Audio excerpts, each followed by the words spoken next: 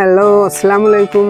ഇന്നത്തെ വീഡിയോ എന്ന് പറയുന്നത് ഞാൻ നോമ്പ് 27-ന് നോമ്പ് തുറക്കാൻ വേണ്ടിയിട്ടുണ്ടാക്കിയിട്ടുള്ള ഒരു ചിക്കൻ കുറുമൻ്റെ റെസിപ്പിയാണ് കേട്ടോ. ഞാനൊരു കുക്കർ വെച്ച് ചൂടാക്കി അതിൽ ഒരു 2 ടേബിൾ സ്പൂൺ വെളിച്ചെണ്ണ ഒഴിച്ചിട്ട് ഒരു 3 ഏലക്ക, 2 ഗ്രാമ്പൂ, ഒരു ചെറിയ പട്ട കഷ്ണം ഇട്ട് കൊടുത്തു.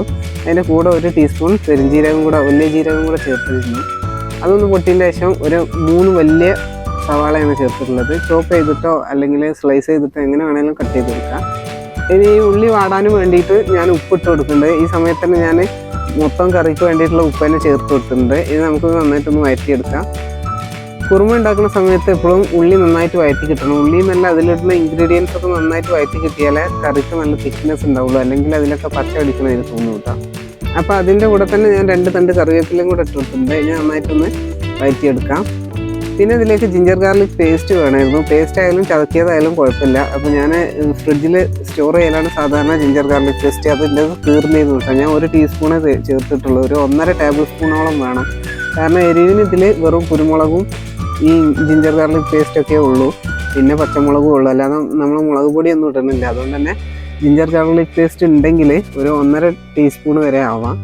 ഞാൻ 1 ടീസ്പൂണേ ഇട്ടിട്ടുള്ളൂ. പിന്നെ അതിൻ്റെ കൂടെ ഞാനൊരു 3 തക്കാളിയും ഒരു 3 പച്ചമുളകും ഇട്ടിട്ടുണ്ട്. പച്ചമുളകാണ് എരിവിനുള്ളത്, അതുകൊണ്ടാണ്. അപ്പോൾ അതെല്ലാം കൂടെ ഒന്ന് വെന്ത് കിട്ടാൻ വേണ്ടിയിട്ട് ഞാൻ ഒന്ന് മൂടി വെച്ച് വേവിച്ചിട്ടുണ്ട്. ഇപ്പോൾ തക്കാളിയും ഉള്ളിയും ഒക്കെ നന്നായിട്ട് സോഫ്റ്റായി കിട്ടിയിട്ടുണ്ട്. നമ്മൾ കുറച്ച് വഴറ്റിയതിന് ശേഷം ഇങ്ങനെ മൂടി വെച്ച് കൊടുത്താൽ തന്നെ നന്നായിട്ട് സോഫ്റ്റ് ആയിട്ട് കിട്ടും. അങ്ങനെ ഒന്ന് ഉടച്ചു കൊടുത്താൽ മാത്രം മതിയാവും.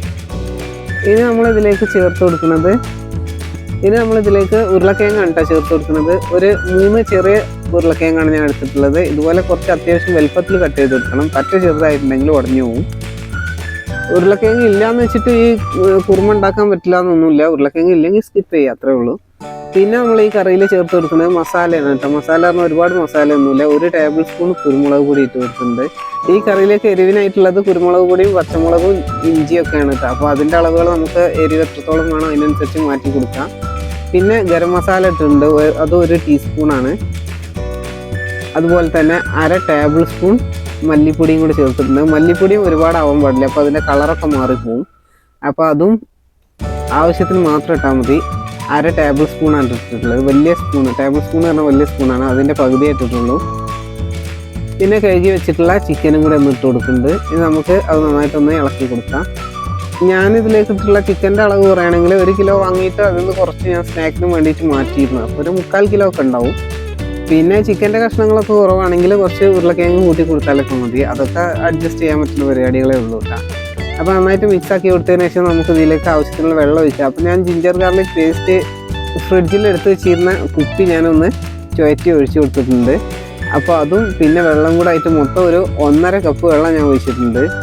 ഇനി നമുക്കിത് നന്നായിട്ടൊന്ന് ഇളക്കി കൊടുത്തതിന് ശേഷം കുക്കർ മൂടി വെച്ച് ഒരു 3 വിസിൽ വരുന്ന വരെ ഒന്ന് വേവിച്ചെടുക്കാം. ഇനി നമുക്കിതിലേക്ക് വേണ്ടിയിട്ട് തേങ്ങ ഒന്ന് അരച്ചെടുക്കാനുണ്ട് കേട്ടോ. ഞാൻ തേങ്ങ ഒന്ന് ചതക്കി എടുത്തിട്ടുണ്ട്. എന്നിട്ട് അതിലേക്ക് 1 ടീസ്പൂൺ വലിയ ജീരകം ഇട്ട് കൊടുക്കുകയാണ്. അതുപോലെ 1 ചെറിയ ഉള്ളി ഇട്ടിട്ടുണ്ട്. അതിൻ്റെ കൂടെ തന്നെ ഞാനൊരു 7 അണ്ടിപ്പരിപ്പ് കുതിർത്തത് ഇട്ട് കൊടുക്കുന്നുണ്ട് കേട്ടോ. കുതിർത്തതും അതിൻ്റെ വെള്ളം കൂടെ അങ്ങോട്ട് അരക്കാൻ വേണ്ടിയിട്ട് ഒഴിച്ച് കൊടുക്കുകയാണ്. ഒരുപാട് സമയമൊന്നും ആയിട്ടില്ല. ഞാൻ ഈ ഉള്ളിയൊക്കെ കട്ട് ചെയ്യുന്ന സമയത്തൊന്ന് വെള്ളത്തിലിട്ട് വെച്ചേ ഉള്ളൂ കേട്ടോ അണ്ടിപ്പരിപ്പ്. അപ്പോൾ അത് നന്നായിട്ട് അരച്ചെടുക്കുന്നുണ്ട്. ആ സമയം കൊണ്ട് തന്നെ കുക്കറൊക്കെ വിസിലടിച്ച് എയറൊക്കെ പോയതിനു ശേഷം ഞാൻ കറി ഒരു പാത്രത്തിലേക്ക് മാറ്റി കൊടുത്തിട്ടുണ്ട്. ഇനി ഈ കറിയിലേക്ക് നമുക്ക് 1/2 കപ്പ് തൈര് ചേർത്ത് കൊടുക്കാം. നല്ല പുളിയുള്ള തൈര് തന്നെയാണ്.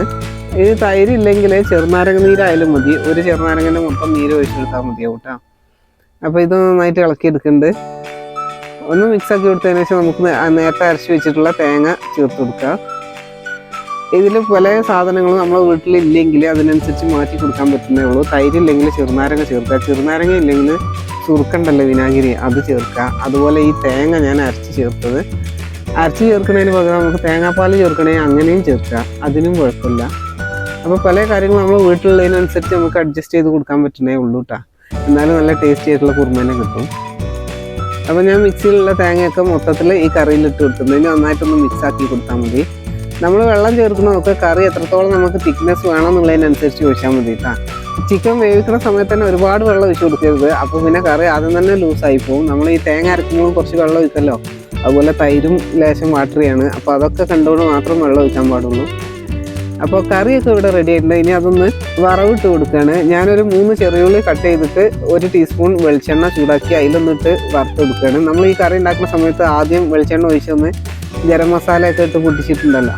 അപ്പോൾ ഒരുപാട് എണ്ണൻ്റെ ആവശ്യമില്ല. ഞാൻ വെറും 1 ടീസ്പൂണിലാണ് അത് ചെയ്തിട്ടുള്ളത്. അപ്പോൾ നല്ല തിക്കായിട്ടുള്ള ചിക്കൻ കുറുമ ഇവിടെ റെഡി ആയിട്ടുണ്ട്. അപ്പോൾ ഈ റെസിപ്പി വെച്ചൊന്ന് ഉണ്ടാക്കി നോക്കട്ടെ. അപ്പോൾ ഇന്നത്തെ നോമ്പ് തുറക്ക് വേണ്ടിയിട്ടുള്ള ഐറ്റംസ് ഇതൊക്കെയാണ്. കുറച്ച് കട്ട് ഫ്രൂട്ട്സും അതുപോലെ താമിയ, കട്ട്ലറ്റ്, തുറക്കലപ്പം അതൊക്കെയാണ്. ചിക്കൻ കുറുമേൻ്റെ കൂടെ കോമ്പിനേഷൻ ആക്കിയിട്ട് പൊറോട്ടയാണ് കേട്ടോ വാങ്ങിച്ചത്.